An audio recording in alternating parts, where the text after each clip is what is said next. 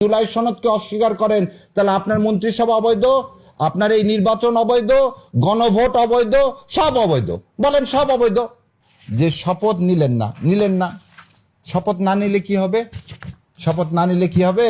আপনি যদি শোনেন, এই দেখেন কনস্টিটিউশন বলতেছেন, কনস্টিটিউশন বলছে কোন সংসদ সদস্য আদর্শ শূন্য হইবে যদি তারা নির্বাচনের পর সংসদের প্রথম বৈঠকের তারিখ হইতে 90 দিনের মধ্যে তিনি তৃতীয় তফসিলে নির্ধারিত শপথ গ্রহণ বা ঘোষণা করিতে বা শপথপত্রে বা ঘোষণাপত্রে স্বাক্ষর দান করিতে অসমর্থন হন। আপনারা যদি এই জুলাই সংস্কারের শপথ না নেন আগামী 90 দিনের মধ্যে আপনাদের সিটি ভ্যাকেট হয়ে যাবে।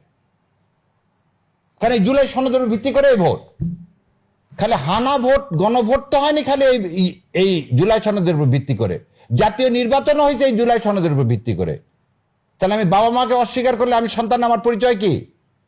আপনি ইউনিট সরকারের কাজকর্মকে যদি অস্বীকার করেন, জুলাই সনদকে অস্বীকার করেন, তাহলে আপনার মন্ত্রিসভা অবৈধ, আপনার এই নির্বাচন অবৈধ, গণভোট অবৈধ, সব অবৈধ।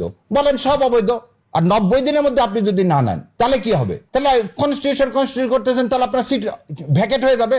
আপনার সিট সবার এই মেজরিটি সিট সব ভ্যাকেট হয়ে যাবে।